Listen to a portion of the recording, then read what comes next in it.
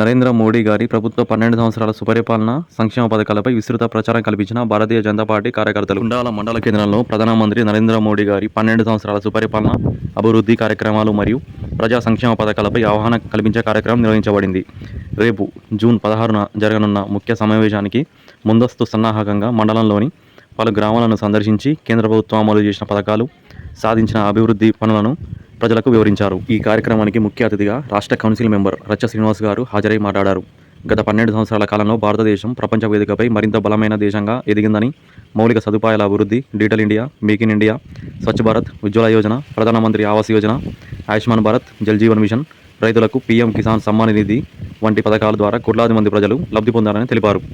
అలాగే దేశ భద్రత, ఆర్థికాభివృద్ధి, మహిళా సాధికారత, యువతకు ఉపాధి అవకాశాల కల్పనలో మోడీ ప్రభుత్వం విశేష కృషి చేసిందని పేర్కొన్నారు. కేంద్ర ప్రభుత్వం అమలు చేస్తున్న సంక్షేమ పథకాలను ప్రతి ఇంటికి చేరవేసి ప్రజలకు అవగాహన కల్పించాలని కార్యకర్తలకు సూచించారు.